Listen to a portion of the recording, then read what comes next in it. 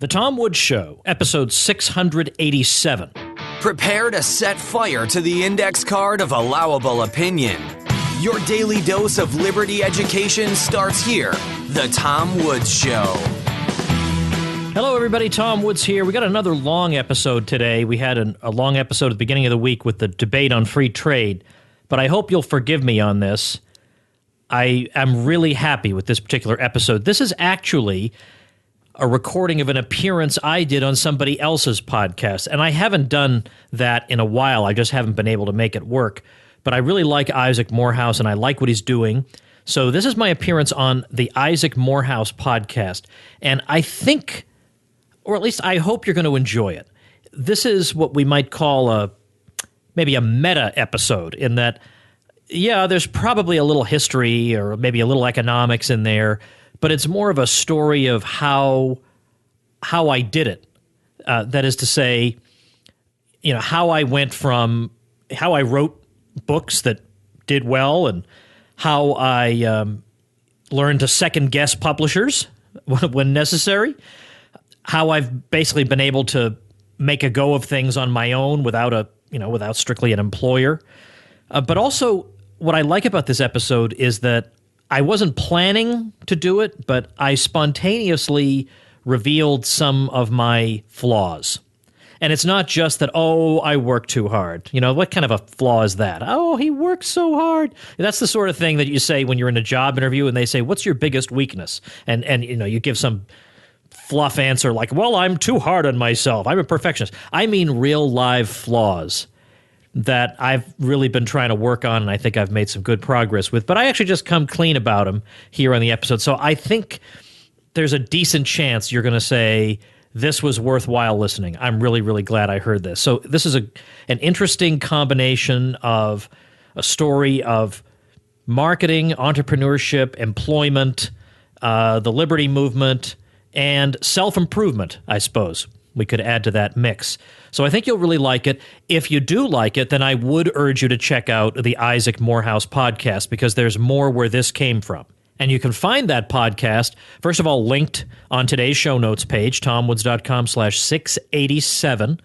I'll also be linking to all the books that I mentioned in this episode that I wrote. So those will be on that page as well. But isaacmorehouse.com will be linked there. That's Isaac, Morehouse, Isaac Morehouse. So you can listen to more episodes of that show if you like. But as I say, I'm really happy with how this turned out. I haven't done many interviews as the guest in a while. I just haven't. So I was wondering if I would maybe stink. But I listened through to it in the car, and I thought, you know, actually, all right, I guess I'm not embarrassed by this. It actually, I think it came out okay, and it's the real me. It's the real me coming through on this episode. So enjoy. Tom Woods, welcome to the podcast.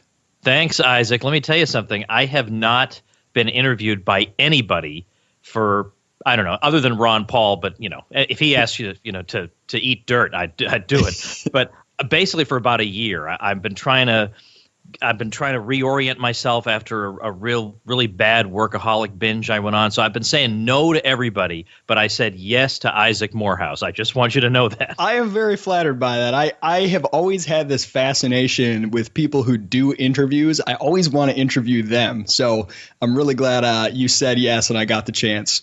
So I want to start at the beginning of a day. What motivates you to get up every morning? Is there some sort of core motivation in your life that keeps you going and keeps you doing the things that you do? Well, sure. I mean, it's largely family first. And I'll tell you something. You're talking to somebody who, when I was growing up, I really didn't think much of children at all. You know, they have runny noses. They're screaming all the time. You know, you seen one, you seen them all. A typical man kind of attitude toward children. I was an only child. I had no experience with siblings. And now I have these 5 girls, and I just can't imagine how impoverished my life would be without them. And it's a new adventure every day. And they're getting older to the point where my 3 oldest are, well, one's just about to turn 13, and then 11, and then 10. So they're at that point where you can start to have intelligent conversations with them. Yeah. And to sit there and watch them think about important ideas for the first time is thrilling. Or to be there when they, for the first time, hear a song that you love or see a movie that means something to you, and you experience their first experience of it with them. It's great. And every day I don't know what the new thing for today is going to be. So that is wonderful. But also, I'm fortunate in that what I do is so varied every day that every day really is, this may sound corny, but a new adventure for me. I don't know what interesting opportunity is going to be sitting in my inbox or what topic I'm going to want to write my email about today or whatever, but it's always something fun, and I get to talk to interesting people and learn interesting things every day. And I think, by the way, about my own father, who died actually 20 years ago this year. He was a forklift operator in a food warehouse, and there wasn't any air conditioning, and it was just an awful, awful thing, and he worked overtime a lot, and that was not a job that he got up and looked forward to. So I don't ever take for granted that I wake up happy about my life and happy about what I do every day. Is that something that you, from an early age, sort of deliberately set out to create a life where you were doing work that you enjoyed, where you didn't have the same experience your father had? Or is this something that's just sort of happened organically as you've pursued your interests? No, I've always wanted to have this. I didn't know it would take quite this path, but I remember this was one of the things my father said to me, is that someday you're going to have a job that you get up and love to go to. And, of course, he meant that by contrast with himself. He even sat me down when I was 7 years old. 7 years old, I was upset about some trivial thing.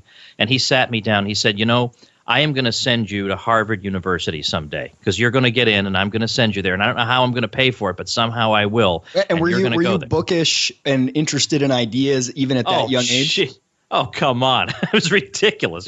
By age 9, I'm arguing with my 4th grade teacher about the election of Reagan. And it was a horror show. Yeah, I was reading super early, like before I was 3, super early. I read all the time. So he could see that. And of course, I did get into Harvard, as it turned out, and he did live to see that, which was a thrilling thing. But it was that kind of drove me on. I thought, yeah, of course, wouldn't it be wonderful that you could wake up and be happy about what you're doing? And I've always felt that way when I was at the Mises Institute or when I was in academia. I've never felt like I have to do drudgery. And it's a incredible blessing. I find there's sort of two potentially dangerous camps when it comes to, being happy or finding fulfillment in your work. There are those who don't ever give themselves permission to do that. They feel like that's just not an option for them. And they assume that it's off the table, that they can never really, be doing work that they enjoy. And then there are those who feel like the world owes it to them to give them work that makes them happy. And I think trying to navigate that in between of doing things that are really hard, and it's going to take hard work to get to a point where you enjoy what you do. And it's going to take a lot of exploration and a lot of trial and error and challenges. But that it is possible. Trying to maintain that balance, I think, can be tricky sometimes. It is. And it's true that a lot of the things I've done have been quite challenging, and there was no guarantee of success. And I haven't succeeded at everything. Certainly, I've had a couple of books that turned out to be turkeys. I liked them. So I got some personal satisfaction out of them. That's all I got. But there have been things that I couldn't know were going to be successful that have turned out to be tremendously successful. And yeah, so it was at the same time, it's exciting to do. And there's when there's the risk of failure, that excitement always has an edge to it. And that makes the thrill of success all the greater. But yeah, I know people, we for a long time went to a parish that was rather poor, and I met an awful lot of people who were in precarious employment situations. But I met people who were unemployed. They would be offered a job at Panera Bread or something, and they would indignantly turn it down because it's beneath them. And so they would rather go unemployed for another 8 months. But who knows where one opportunity can take you. I mean, you got to grab something. And unfortunately, there's a mentality, as you say, that makes people feel like, well, if I don't immediately have my dream job, then, I don't want it. Yeah. But I could never have guessed that I would be where I am now. And I would have turned every job down in the world waiting for this one. But I couldn't have had this one unless I did those lesser ones. It's the Cousin Eddie syndrome. You remember the National Lampoon's Christmas Vacation, where he says, Eddie's been out of a job for 4 years. And she says, well, he's holding out for a management position. Yeah, exactly. I always feel like that too, that you don't actually know what you're going to be doing in 10 years probably hasn't even been invented yet. So there's no need to hold out for it. So you are one of those rare intellectuals, rare academics who knows history and does history well and also understands economics. You don't approach history through this Marxian class warfare lens. You actually have a rational choice economic approach. If you had to pick, is economics or history your first love? I think this may be a case of the grass is always greener, on the other side of the street, because all my degrees are in history. I have no degrees in economics whatsoever. And I think I only took 2 formal economics courses as an undergraduate. So I'm entirely self-taught. I just read all the time. It's amazing you can get a history degree with only 2 economics courses, isn't it? Yeah, I know it. I know it. I mean, it was a full-year course and a half-year course. But, yeah, I studied it on my own. I read an awful lot of stuff, and I continue to do that on my own. And then, of course, my show and all the different things I do help to continue my education. But all my training's in history, yet – probably about maybe 10, 15 years ago, I started thinking to myself, I think I would have been a lot happier if I'd majored in economics. That just seems more exciting and fun. But if I had majored in economics, I would have been pining for history. So it's just nice that I don't have to be – I'm not in academia where I would have to be pigeonholed. You're a historian of the 1920s, or you're a cultural historian of the 1920s, or you're a historian of international relations in the 1920s. That would bore me to death. I love being a generalist. I love being able to wake up and say, today I think I'll write about this, which is completely out of my area, but I don't like having such a narrow area. So I get to write about economics, and I get to write about history, and I don't have to play by the rules of academia. You realize that. I mean, you are no slouch in the academic world. Harvard, Columbia, you clearly knew how to succeed in that world, but academics are not big on popular stuff. To succeed in academia, it's primarily writing journal articles for your peers and things that are largely not for lay audiences. When did you realize you wanted to do more than just that you wanted to write books like A Politically Incorrect Guide to American History, that you wanted to reach a broader audience? What was that transition like to say, wait a minute, I want more than just the academic circle? And originally I did imagine that I would live my academic life according to those rules. And I did write journal articles for academic journals, and I have written books for academic presses. The Church and the Market is Rowman and Littlefield, which is an academic press, and my book, The Church Confronts Modernity, is Columbia University Press, which is a really nice, big, prestigious press. But the thing that makes you want to go into popular history are the sales figures for your academic books. Okay, I think I've made my contributions to the field now. But actually, I'll tell you, this was a case where opportunity fell into my lap. This was before I really was entrepreneurial enough to say, you have to make your own way in the world. You have to make your own opportunities. I was sitting around waiting for opportunities to fall into my lap, which – that does happen from time to time, and even now it does. But I've become much more successful ever since I realized, wait a minute, I have some pretty good ideas. Why don't I implement them and see if they work, instead of waiting for somebody to email or call saying, hey, I've got an opportunity for you. Well, anyway, I did get an opportunity in end of 2003. I actually got a telephone call from Regnery Publishing. They've been around since about 1947. They've published all kinds of major conservative thinkers, Richard Weaver, Russell Kirk, all these great thinkers over the years. And they wanted to know, would I write a book for them with the title, The Politically Incorrect Guide to American History? I did not come up with that brilliant, brilliant title. That title sells the book. And I thought about it, and I thought, yeah, okay, I could do that. By the way, you're clearly somebody who earns his own keep based on what you sell, because an academic would not like that title. I don't think the value of things that sell is not very appreciated in academia. Yeah, exactly. Because basically academics, for the most part, know nothing whatsoever and don't even want to know about marketing and about entrepreneurship and about, let me say it, self-promotion. Yeah. Most of them languish forever in obscurity, and they blame the world for this, and they become Marxists. But it's not the world's fault that not everybody is interested in the New England merchants of the 17th century. That's either you make that interesting or you do something else or whatever. You do something on the side, whatever, something. Yeah. So I got this offer and I took it, and that just fell into my lap. That opened a lot of doors for me because I was able to build up an audience via that book. And then I just kept on plugging away. And I'll tell you, I don't want to get into this in too much detail, but I took a lot of abuse for that book. No, I'm glad, because that was actually the next thing I wanted to ask. Oh, good. Okay, how did then you I will deal with the psychological cost of professors and academics, not taking you seriously, hating on you? Fun. It was great. Now, there were times that were very, very depressing. I'll get to that in a minute. But I had academics all over the place criticizing me. Half of them hadn't read the book, which made it even more fun.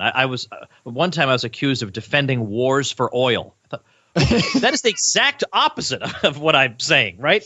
But they just assume that I must be like Sean Hannity. They can't conceive that there could be anybody else. But it's a quick logical formulation, Tom. He wrote a book for popular press, which equals profit. Profit is associated with oil, therefore, Yeah, exactly. But also, I think it's that right wingers, so called, that they assumed I was, are associated with war. Yes. So he must favor. And I'm not kidding. I had people saying, look at the publisher that published this book. It's the same publisher that published Michelle Malkin's book defending internment camps, which of course I'm dead set against. So they try to attack me for that. So I'm supposed to be responsible for every book from the – this is so stupid, right? But anyway, the nice thing about it was that I do actually know my stuff. And I was able to write responses to these people that were read by far more people than the original article was ever read by, thanks to Lou Rockwell helping me to, letting me use his site for that. And I eventually, on my own site, tomwoods.com, on my books page, I have a list of all my books, and on the page for the Politically Incorrect Guide, I have a whole section of my replies to critics, because they're some of my proudest moments. But I will tell you that when I was attacked by the New York Times in a signed editorial on the editorial page, not in the book review section. Wow. And in there, they did not say, well, here are all the mistakes Woods makes. I'm telling you, that is not what they said. To the contrary, they said, can you believe he thinks the Marshall Plan wasn't the thing responsible for European recovery? Well, okay. Yeah, I can believe that I said that, because I was just relying on Tyler Cowen from GMU, who wrote a great piece on this. It's not like I made this up, but also argue it with me. Debate me over it. Don't just say, well, he said an unsayable thing, so therefore, or he said this or that about the Depression. And okay, but I have evidence. I mean, at least engage with it. But instead, it was thought crime. They couldn't believe I'd had the nerve to say certain things. So, boy, was I able to write a juicy reply to that. Now, it's true, my reply wasn't read by as many people as read the New York Times article. But I had to remind myself of the following thing, and I learned this over time. After the New York Times and the Boston Globe attacked the book, I realized that the people who like what I'm doing are only further emboldened by things like this. And people who don't like what I'm doing will forget my name by the next day. And, you look at things like this and you think to yourself, maybe my career's all over. I've just been attacked by two of the major opinion molding institutions in the country. Maybe my career is over. But then you realize, unless somebody is totally obsessed with you, almost nobody who will ever be in your audience even knows about this. Almost none. You don't have to worry about – in fact, I know somebody who, when Keith Olbermann used to be on MSNBC, he had a segment called The Worst Person in the World. Do you remember that segment? The Worst Person in the World. I try to avoid news shows, news shows that make me grumpy. But of course, the worst person in the world, is like half my friends are the worst person in the world. I never got that honor. But one of my friends was named the worst person in the world for something totally stupid, totally defensible. And he called me and said, well, you're the expert at being abused. What does this mean for me? I said, it means you just won the Pulitzer Prize. This is only going to elevate you in the minds of the people you're going for. And people who don't like you won't even be able to spell your name the next day. So I hate to repeat such a hackneyed slogan, but it really is true. There's no, all publicity is good publicity. There's no bad publicity. I don't think that's entirely true, because if they said I belong to the Ku Klux Klan or something, that would be bad publicity. But short of that, I mean, you can think about anybody. Like there are a lot of people who are big fans of Ron Paul, and Ron Paul will get abused here or there. And almost never do they say, oh, yep, boy, I never thought about that about Ron Paul. They think, typical mainstream media. Of course they're not going to like Ron Paul.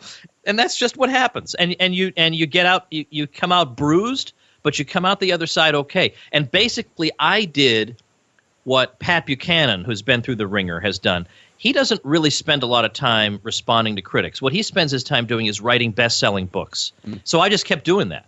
I just kept cranking out the books, and I just kept having success after success. And it got to the point, I'll just say this, there were even some people in the libertarian world, I will not mention their names, who tiptoed away from me in the weeks following the book's release because, well, I can't have my think tank associated with this subversive guy. But I thought our whole movement was subversive, but we can't have this. And then when they saw that I wasn't going away, I continued to have some popularity. I kept churning out books. I was on the speaking circuit all over the place.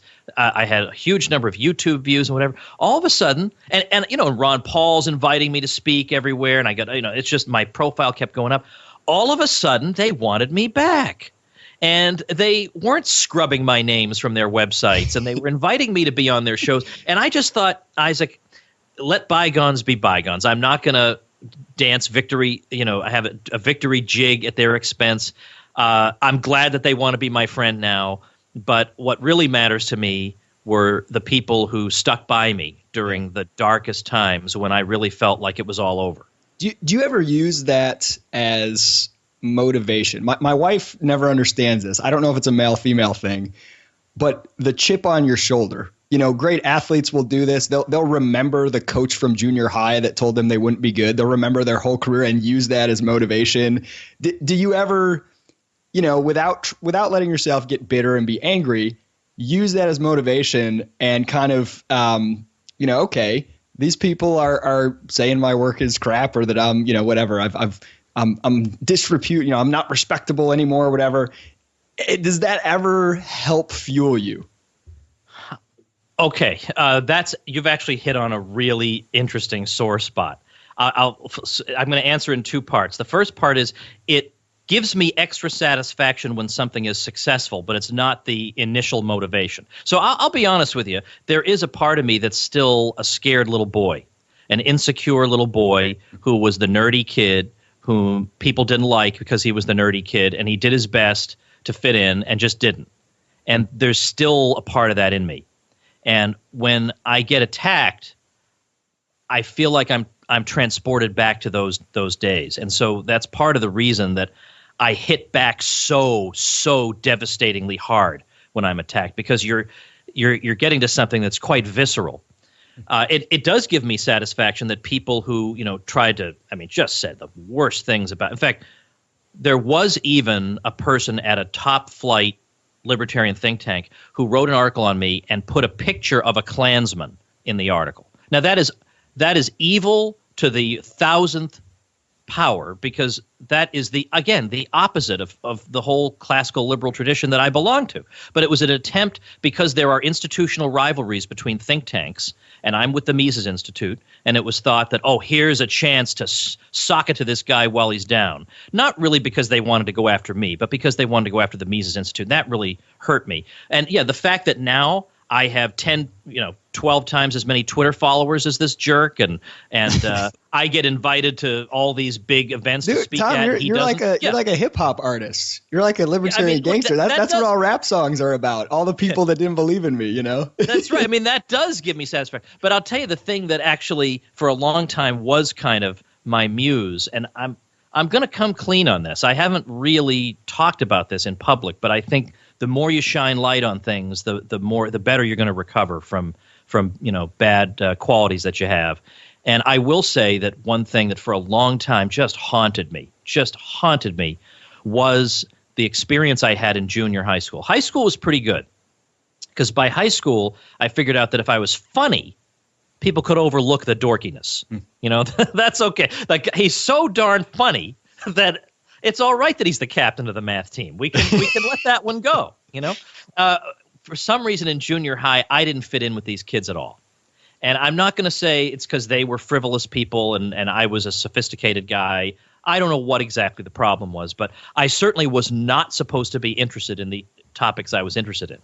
And I was an intellectual kid, and I was interested in a lot of things. And they just made my life absolutely miserable, And I never forgot that. I hung on to that. I kept that anger with me for probably up till just a couple of years ago. And every time I would have a success, I would feel like, I'm not going to say any bad words on your show, Isaac, but I would think, you darn jokers, I'll censor myself. What do you think of me now?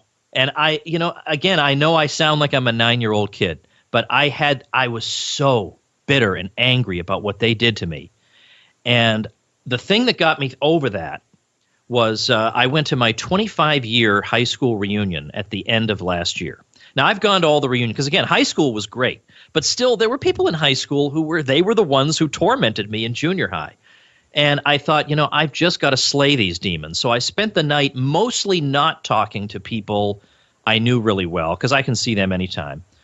But I sought out people who were in different groups from me. And the groups never interacted with each other because I can't be in their group. They do these things and I do other things. And I just went out of my way to introduce myself, talk to them. And I discovered these are all great people. I love talking to them. And I went out of my way. There was one guy there who was the worst to me, the worst. And he'd had a daughter who had cancer, and she'd been in the hospital for a year. And I've got 5 girls, and that would just tear me up. And the first thing I did when I walked in there was I sought him out, and I said, I heard about your daughter, and that's just terrible. And nobody should have to go through that. We ended up having a great conversation to the point where after the reunion was over, he and I and a few others went out for drinks. And ever since then, I've been at peace with the whole situation. So I got over that. But that was that was a motivation that really did get a lot of achievement out of me, but it poisoned me very, very badly. So although I have heard the slogan, hatred is my muse, I can't say that that's good advice. Yeah. I kind of feel like finding a way to deal with the actual hatred for over real things or real people that have offended you, to not let it poison you. And then for the motivation, try to manufacture like grand narratives or arcs, like sort of turn your life into a mythical battle to get that motivation. I don't know. Sometimes those are the kind of mind games that help me maintain the anger motivation without it sort of being real and directed at real people or in a way that I think will be damaging long term. Exactly. And I will say that these days my main motivation is to try to help people break through the artificial limitations on debate that exist, where they feel like I've got to be either Hillary Clinton or Mitt Romney or Donald Trump or something, and those are the only choices. And I want to help them to see that that's really not, and that this conditions them automatically to reject really good ideas that just don't happen to fall into those categories. And they're closing themselves off to such helpful ways of thinking in so many different, I hate to say, policy areas. And I just want people to know you don't have to stay on that plantation. You can be emancipated. You can run away. You can explore a whole array of wonderful ideas that we never got a fair shake at evaluating when we were younger. So that's the main thing that I enjoy doing. And I get lots of emails from people saying, I used to be a this or I used to be a that. And when I first heard you, I was enraged, but I started thinking and I thought, hey, these actually are some pretty good ideas. Well, then I feel like, what I'm doing is worthwhile.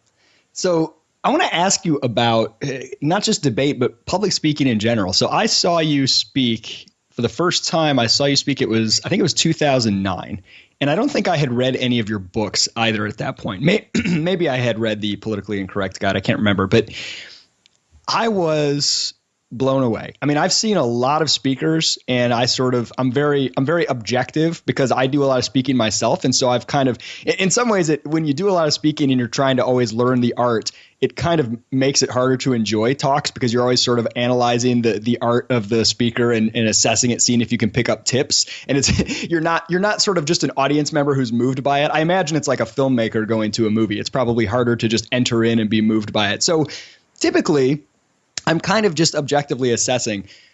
You gave just an absolutely compelling, engaging talk. I mean, truly, Tom, you're one of the best, probably the best public speaker I've ever seen in person. Just the ability to engage the audience. You had some fire, some rage, but a lot of humor, transparency. Clearly, it seemed very clear to me that this was not only natural, and it wasn't only because you know your content really well.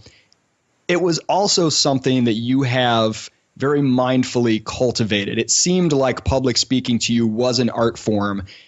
Is that something that you have chosen to work on over the years? Is that something, did you ever get nervous about public speaking? Was it ever hard for you? How did you come to master that craft? Oh, that's really a great question, because I love talking about it. Well, as a public speaker, why wouldn't I suppose?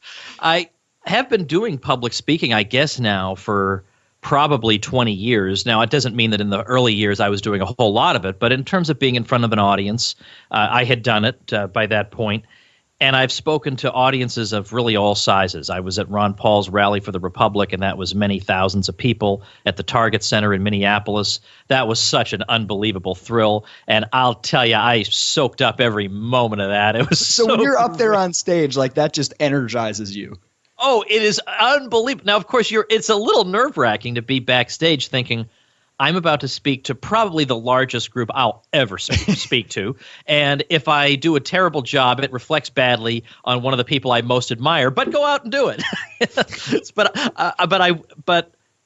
I look back on that as maybe my favorite moment of all time, because what energy. It turns out that it's easier to speak to larger groups than to smaller groups. And that sounds counterintuitive, but there's more energy with a larger group.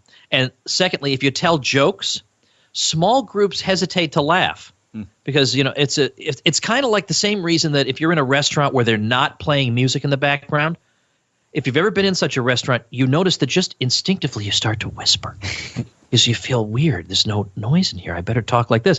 And it's the same way with small group of people in a room. Whereas the more people you have, the more likely there is to be somebody with a big guffaw who then gets everybody else going. And you get much bigger laughs, again, because of the energy. So if I look and there are 20 people in a room, I think, oh, no, this is going to be like pulling teeth. And I can still do a decent job, but I like the big crowds. Well, I would say I have not ever – my typing, I would compare it to my typing.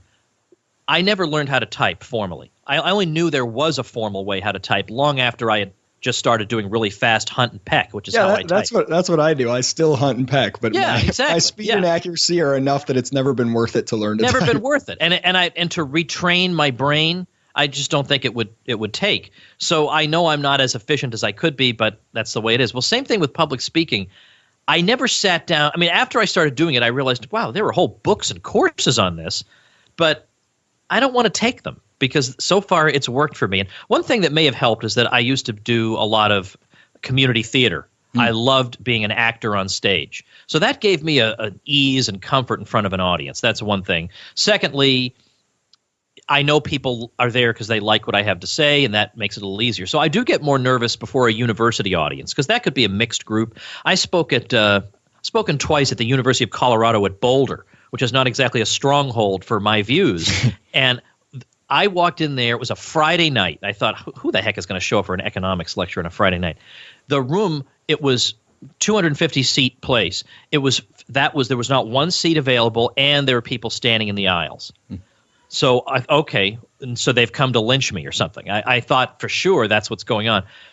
But I just gave the best talk I could, and I was as deferential to people in the room who might disagree with me as I could be. I answered questions in a very friendly way, and I even got correspondence later from attendees saying, I showed up intending to hate everything you had to say, but you really made me think. And I thought, all right, I'm getting good at knowing my audience and speaking to them. I didn't give them the speech I would have given at Hillsdale College, let's say.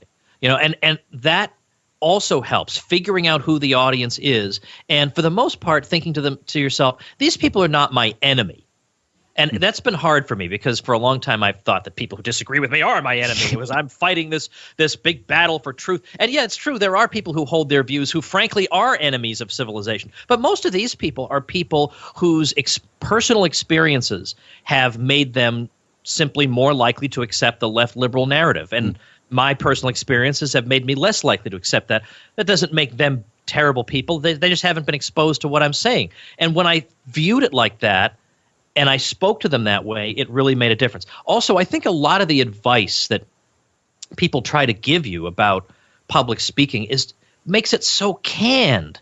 Like, you got to make this gesture or that gesture, or make sure you hold eye contact with a lot of people. Okay, I violate all that. I do whatever hand gesture comes naturally. And in terms of looking at the audience, I can't do that. I can't make eye contact with particular people because it distracts me. So where do you look? Do you? Because I don't remember noticing. I notice if people are looking up at the ceiling, like some people do. No, things. none of Did you that. look between their shoulders? Well, what I'm doing is, since I'm nearsighted, so I see if I take my glasses off, I see the audience as a big blur. And you'll notice that I bet most people who are listening to this who have ever seen me speak before, they may not even know I wear glasses because I never have them when I'm speaking. And the reason is so that I can't see particular faces. So I may be looking in people's eyes, but I don't know. So I guess if you don't have good vision, you should wear glasses that make everyone look blurry. Exactly, because that way you're not somebody might be picking his nose, somebody might be sleeping, and that might annoy you, and then you get off track, or whatever it is, somebody's making a funny face. None of that can distract me. So I do it that way. But generally, I find the best thing is I never, ever write the speech out and read it, because nobody wants that. There's nobody who wants to hear me do that, and I don't want to do that. I make an outline just to make sure I remember everything, because I don't want to step off and say, oh, I forgot that great section. And do you create a new outline for every talk, or do you have sort of a couple standard talks that you have outlines ready to go for, or how do you prepare? I generally have some standard talks, but then typically, not always, but typically when they finally make it to YouTube, then I make up new talks, because I do think about people who, there are people who watch every single talk I give, and I feel like they're part of my audience too, and I want to give them something fresh. At the same time, there are only so many ways I can explain the financial crisis. After all, it did occur this one way, so I can't do everything. And in the same way, you have to think about the position of the stand-up comedian in the age of the internet. What is he supposed to have, a whole new routine every single night? That's not possible. So I don't make myself an impossible set of goals. But on the other hand, I don't speak as much as I used to. I probably speak once every 2 or 3 months now. It used to be 2 or 3 times a month, and this is largely because of family. And you've got to give me a really, really, really good reason to leave my 5 children. Now, as they're getting older, I'm able increasingly to take them with me, at least a few of them. And that is so cool, isn't it? We make a family trip out of it. Like, in fact, I even took a few of them to Seattle with me for an event a couple of weeks ago, and we made a trip out. So we went to the Space Needle, we ate in the restaurant there, and we rode on the monorail, and we did all kinds of fun things while we were there. And they left thinking Seattle was a wonderful place. And even though this wasn't really a family trip, they all agreed it was fun and they enjoyed it. And so, pretty good. So if you could give one TED Talk, one of these 15-minute sort of talks, and that was the last talk you're ever going to give, what would the title be? Oh boy, that's a good one. Because I've given a couple of talks that if I got them down to 15 minutes would be that TED Talk. I guess it would be. You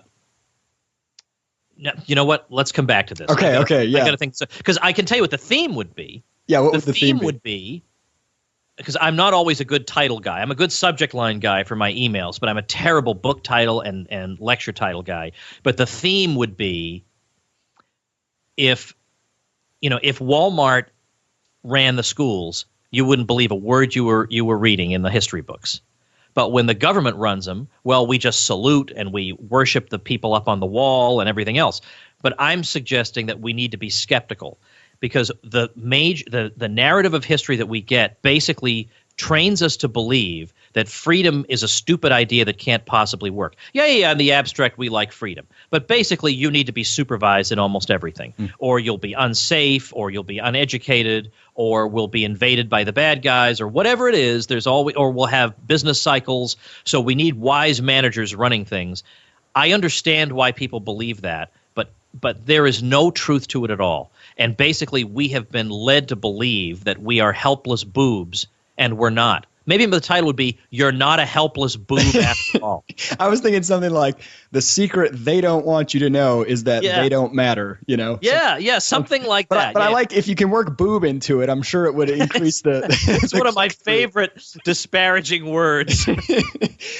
So tell me about Meltdown. This was your first New York Times bestseller, correct? No, second. Politically Incorrect Guide was 5 years earlier. So Politically Incorrect Guide was a New York Times bestseller as well. All right. Well, congratulations on both of those. Thank you. If I recall, Meltdown was the first book out after the crisis to describe the crisis that was, at least that I had heard of, that was well known. I mean, you shot to every Barnes and Noble I went to. It was out there. It was on display. Yeah. This was a big deal. And this is a guy whose academic background is history, self-taught in economics. When did you realize somebody needs to write a book on this and it needs to be me? And what was that process like, sort of becoming a default expert on the financial crisis kind of in the blink of an eye? It was crazy, but in retrospect, I'm glad I did it, but while I was doing it, it was really brutal. It was really a brutal project because the publisher, this is one of these cases, by the way, that sometimes when you're told no, I don't mean this in a sexual sense, obviously, but sometimes when you're told no, you have to ask again, okay? You have to ask again. So the publisher said, look, I think there should be a book on the financial crisis informed by the free market Austrian School of Economics. This is a publisher that's sold many, many books that I've written. And they came back with, we're not interested. So I actually doubted myself. I thought, okay, maybe it's a stupid idea. I don't know. Maybe they know better than I do. But then I thought to myself, wait a minute. No, that's not. How could this be a stupid idea? This is exactly what the world needs right now. And I think given that free market people are going to be on the defensive because everybody's going to blame the free market, they're going to be ready for a book like this. Well, even before I went to the publisher, I thought Ron Paul should write this book because he has name recognition and some credibility. Because on the House floor, all the way back in 2001, he said, we've just endured this tech bubble which has burst, and now the Federal Reserve is replacing it with a housing bubble. And he said that on the floor of the House in 2001. That's amazing. So I thought he's got the credibility. So I actually called him up and said, I think the time is now for you to write this book. And it would be quick. It could be done quickly. And he said, well, I've already said everything I have to say on it, speeches and articles. And I thought, oh my gosh, he's Ron Paul. He doesn't even see what's before him. I said, that's why the book is easy, right? You just take your stuff, you add one extra chapter plus an introduction. There's your book on the financial crisis. And he just wasn't interested. So I said, well, all right, well then what if I wrote it? Would you write the foreword? Which is, in fact, what wound up happening. So I went and wrote it. But here was the thing, Isaac. This is why it was so miserable. The publisher said, and this is good marketing and good strategy on their part, they said everybody's going to write a book on the financial crisis, and let's be as gentle about this as possible. Most of them will be better known than you. So if you are going to be heard at all, you have to be the first book out. Okay. So what does that mean? It means you have to write the book in 1 month. Okay. And I said, okay, I'll do it. And they gave me a modest advance on that book. In fact, why not? I don't think there's any, I don't know. Would it be tacky to say how much the advance was? No. I'm really curious. I'd love to know. Okay. It was only $15,000, which in the world of publishing is not a huge advance. I took it because I knew I'd make the money on the royalties. Even if I don't care about the advance, I'll make the money on the royalties because this book is going to sell. And it turned out I was right.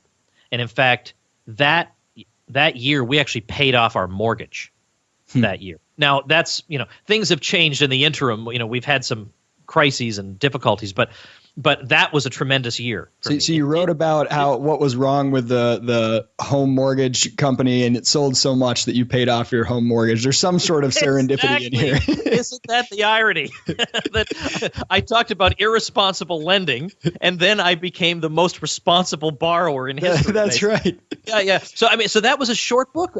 But it went into the basics of the background, some of the history about housing policy. That's an intense 1 month. Were you just heads down all day?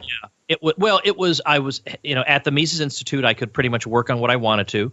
And when they knew I was working on this book, they said, oh, great. Yeah, sure. Work on that. Then I would come home, spend a few hours with the kids. And then after that, I would just go into my home office and just work and work. And I remember there were times that I just fell asleep in that chair. I was just so overwhelmed. And, there's a part of me that thinks I put my family through a terrible thing. And, that's, I've gotten my act together on that. I'll just say that I've got my priorities right. And yet the thing is, with that, the consequences were so good. I mean, it opened so many doors. It was so successful. But if it were today, I just don't think I could do it. I've really burned myself out. That's interesting. And I want to get into that in just a second. But before, I want to sort of walk through so you are now, I would call you an entrepreneur, an intellectual entrepreneur. You are your own brand. You're managing your own enterprise, and your products are ideas, books, podcasts, newsletters, curricula for homeschoolers, high schoolers, all kinds of people. So you're an entrepreneur.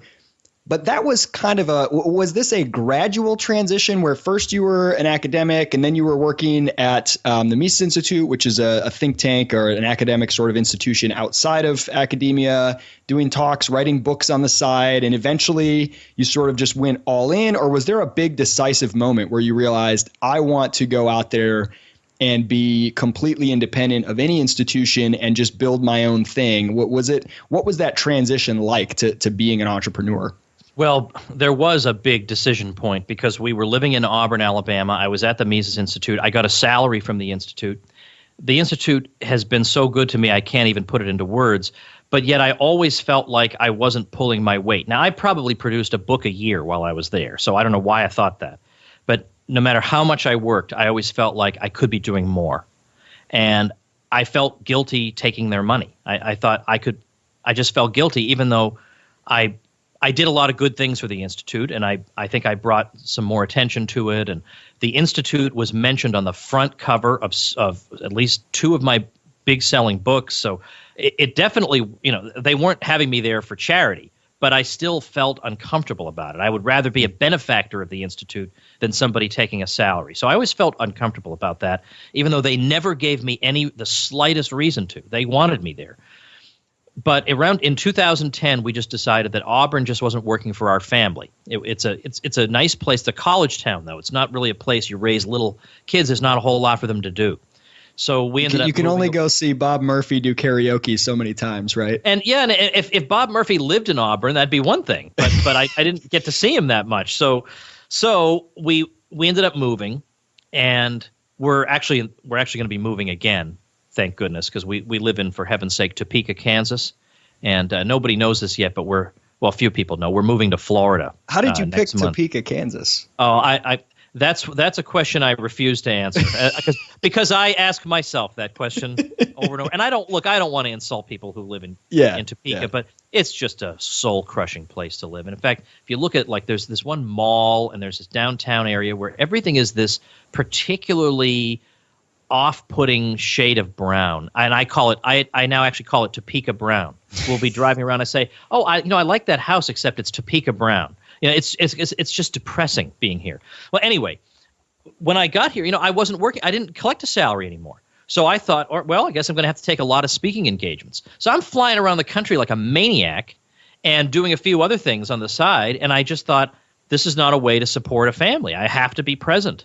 So little by little, I started to think about, could I create a product based out of, I obviously have a following. Could I create a product that my following would like? And a friend of mine suggested, well, why don't you do courses in history? I mean, a lot of people like what you have to teach about history.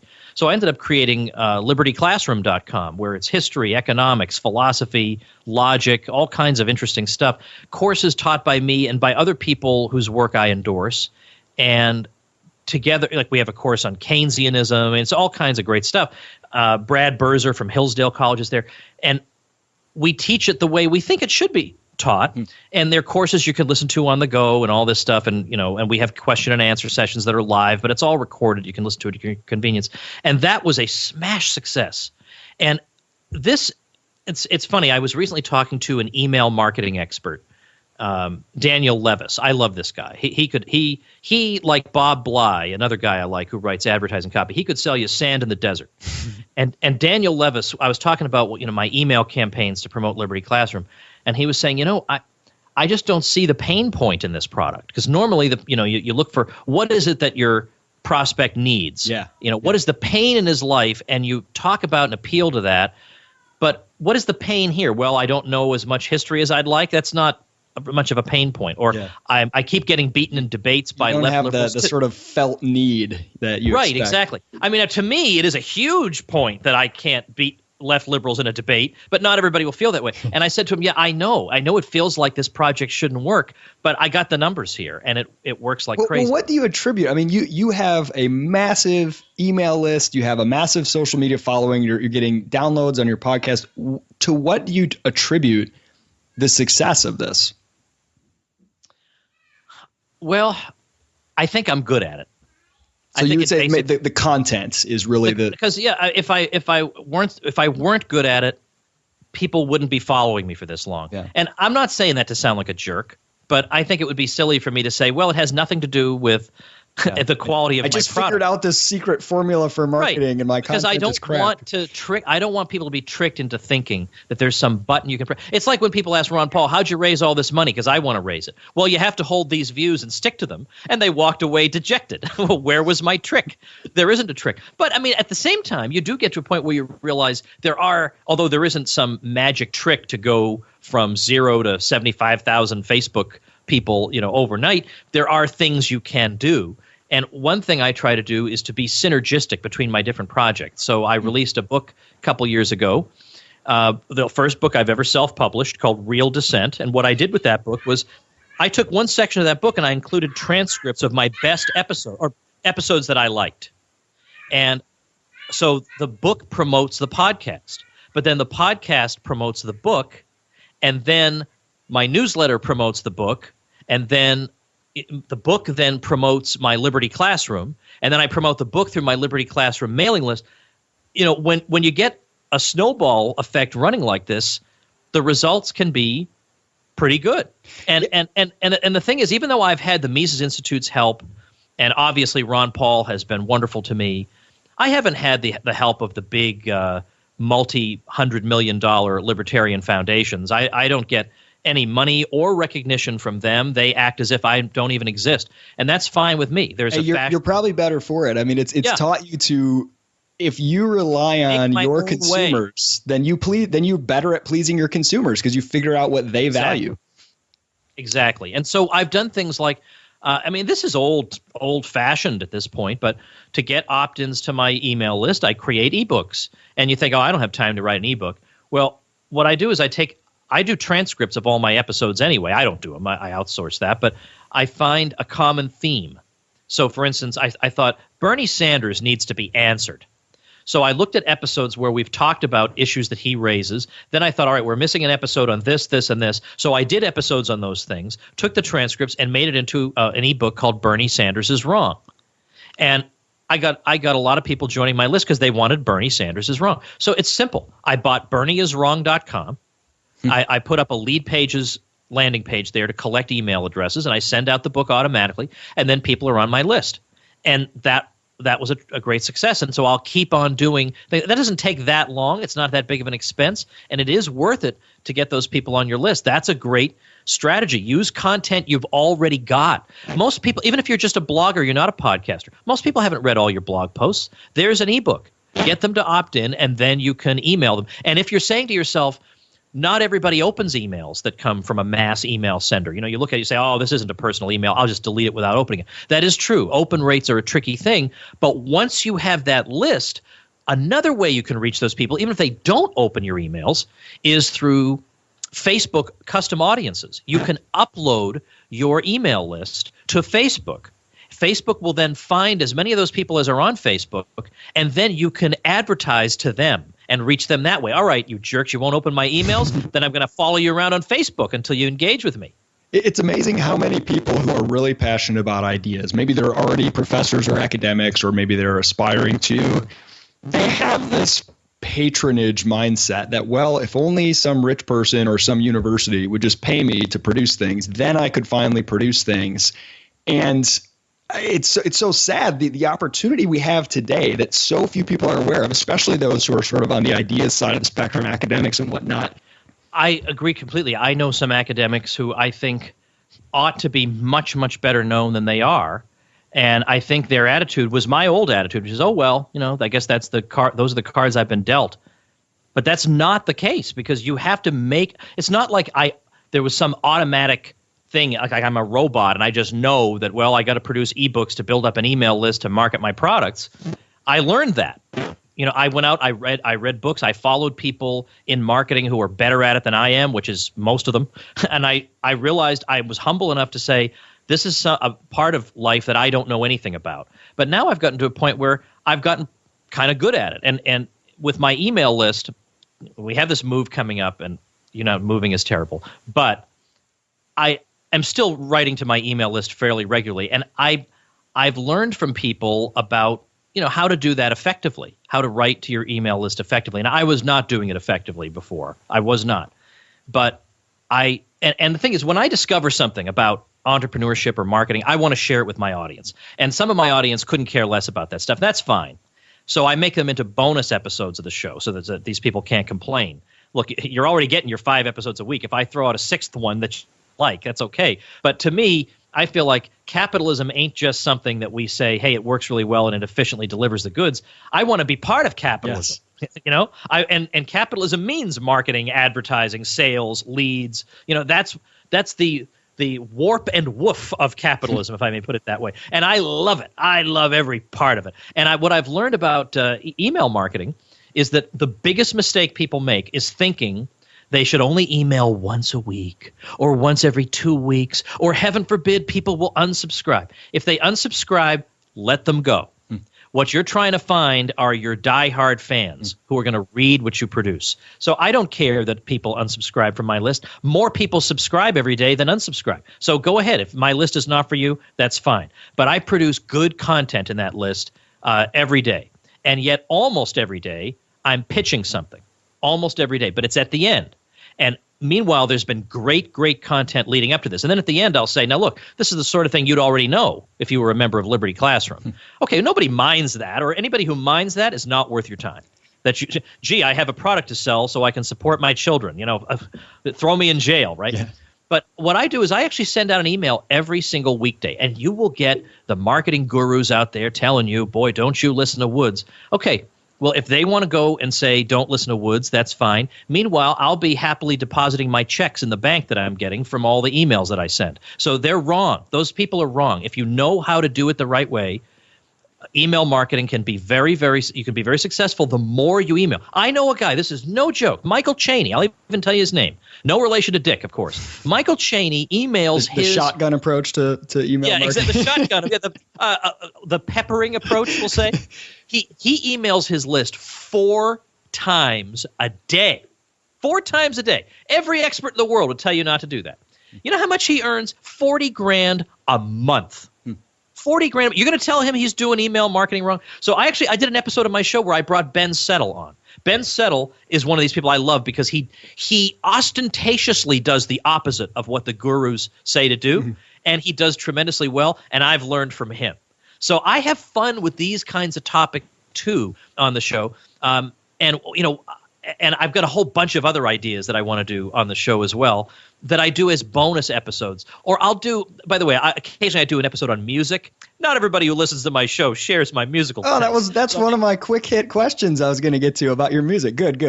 Yeah. Well, I'm going to be making those into bonus episodes so that, again, people get their 5 libertarian episodes, but I get to have my fun once every few weeks and so on. So anyway, yeah, I'm interested in all of it. But basically, when I realized that I'm on my own, I'm not getting a salary from anybody anymore, and I've got a lot of mouths to feed, I got to figure out how to make this work.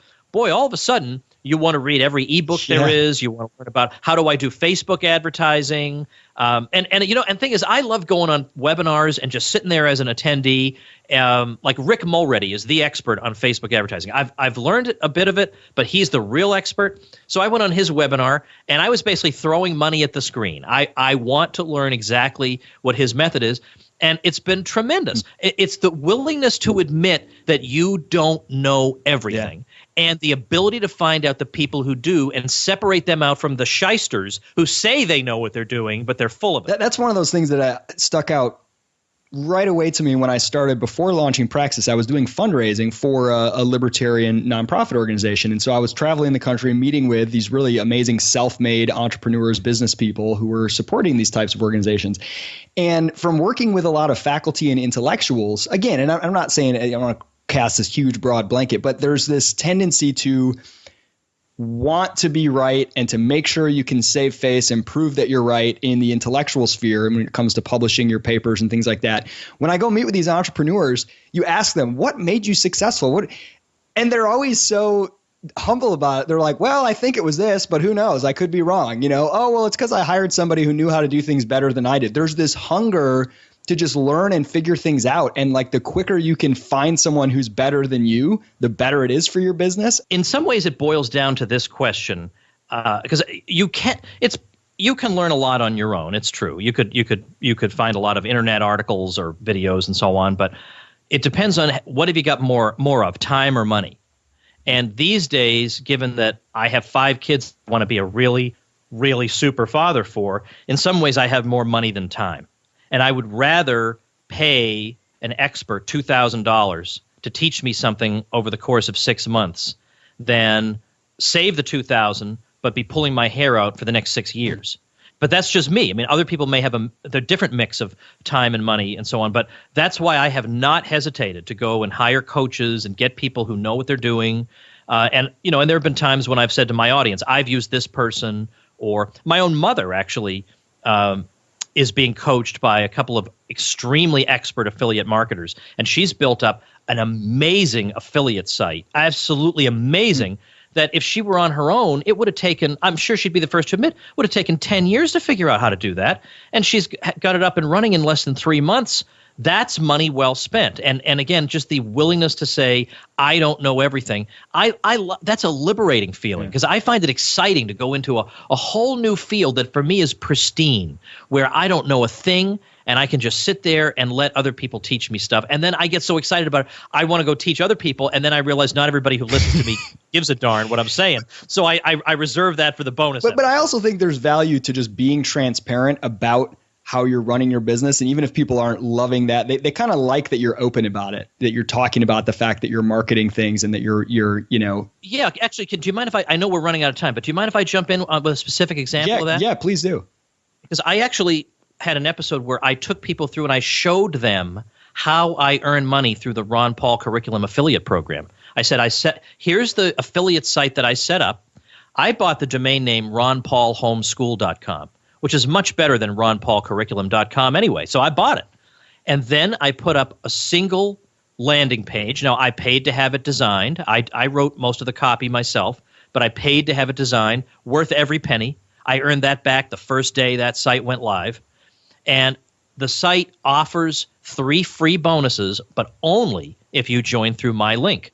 The bonuses add up to $160 worth of bonus. I mean, they're good, and they're bonuses that are relevant to that audience. That's a schooling audience. So I give them Liberty Classroom for free. I give them the Politically Incorrect Guide for free. I give them a course I created just for them, just for joiners through my affiliate link for free. So what I've done is I've taken I've created a page. I've made bonuses that are relevant to the product, and then at the end, all the order buttons have my affiliate link in them, and then people contact me and they get the bonuses. Then I promote this through a combination of things, through free traffic, through my own blog or my podcast. I promote it through Google AdWords. There's no restriction in that program on bidding on the words Ron Paul. So then I'm going to bid on them. So I bid on Ron Paul Curriculum, and I'm the top guy on the searches. And my thing says $160 of free bonuses, this link only in the description. Well, everybody's going to click that link. And then on Facebook, I can advertise to people who are both interested in Ron Paul and homeschooling. That's crazy. So I went and I just showed people step by step. This is all I did. This is you're seeing the entire funnel, the entire series of steps that I followed, and this is how I'm able. I mean, now I killed myself. I mean, I should never have done this. I created 400 videos on history and economics for that for the high school courses for that program. It really was soul crushing. Well, it really was off. So that's actually a good transition into. I want to give you like 5 quick hit questions at the end. Are you ready for that? Sure. All right. I love lightning rounds. Yeah. So the first one is on, you've mentioned this a couple times. You tend to be a workaholic. What's the single most helpful thing you've done to improve your work-life balance? I would say it's to open my eyes and understand life better. And also stop feeling like I constantly need to be proving something to people. I don't think I have anything that I have to prove to anybody. The only thing I have to prove is to myself, is my own decency. And reestablishing the work-life balance has gone a long way toward doing that. What music are you listening to today? I am listening to, even though it's about a year old, I can't get it out of my head. I'm listening to an album by Steven Wilson called Hand Cannot Erase, loosely based on the true story of Joyce Carol Vincent from the UK, who moved to London and then basically disappeared. She died, a young, beautiful woman. She died maybe around age 30, and nobody noticed that she had died for about 2 years. And he wants to know, how is it possible that you erase yourself in the midst of the big city? And he concludes that that's actually the best place to erase yourself, because if you were in a little town, everybody would come check on you. And yet nobody even noticed she was gone. It's haunting, but I like haunting music. What is your response when people tell you that you should run for office? I have too many negatives that would be thrown at me forever, and it just would be an awful thing to endure. If I thought some good would come out of it, I would say maybe it would be worth doing. I just don't think. I think people are too optimistic about the results. They want to see me in the debates, but there's more to a campaign than debates. And also, I have 5 little kids, and I wouldn't be able to see them basically. And when I did see them, I would probably, since I'm human, I'd probably be irritable and not myself. And my first responsibility is to them. I'd be glad to help anybody who thought I'd be helpful, but I'm already doing everything I can do right now. What's something that's well outside of your field that you love that not many people know that you love or are interested in?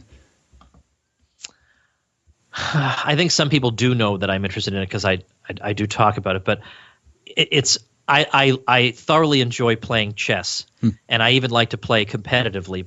But I basically, up until a few months ago, I hadn't played competitively in 15 years because I was such a workaholic. I would not allow myself even the innocent pleasure of that. And now I'm allowing myself that again because I want to enjoy my life, basically. Who is your ideal podcast guest? Michael Malice. I knew you were going to say that.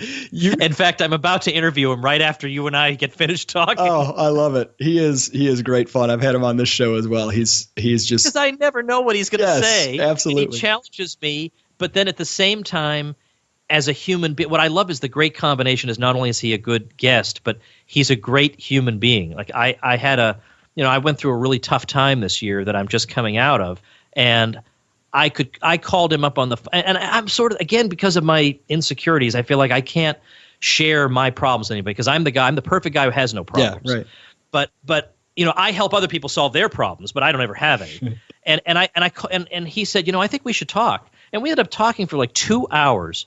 And if I hadn't been so tired, I was going to tweet out, there is no problem in this world so large that it can't be solved by a 2-hour conversation with Michael Malice. So I truly cherish that. He would have loved that too. Yeah, he would have. That's right. When do you think you'll run out of gas? I'm starting to replenish now. Once we get settled in the new place and we're living in a happier place, I think I'll actually have more than ever. But I feel I love what I'm doing. I think it's exciting. It's fun. I learn something every single day from all these wonderful people I get to talk to. So I think I'm going to be doing this until I think I'll run out of gas when I'm 6 feet under. All right. You have been incredibly generous with your time. I'm going to ask you a final question to leave our listeners with something that they can chew on or something that they can implement. What advice would you give for people who are becoming aware of all of the problems, in politics, culture, all the things that are threats to freedom? We're in a world that in many ways is unfree, and freedom is always under threat. How do you advise people to find personal happiness, to find personal freedom in their life, to carve out a space to live free in an unfree world, so to speak? Well, I talked to T.K. Coleman not too long ago on episode 666, as it turned out. And what we were talking about there is, and this, by the way, this shows why there's a connection in themes on my show, where I do once in a while talk about entrepreneurship and figuring out what your, what piece of the puzzle of the world you are and fitting yourself in there. And they fit together because a lot of times we do feel despair about everything that's wrong.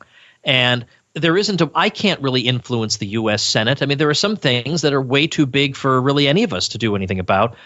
But you can't just sit back and say, well, then everything's all shot and forget about it.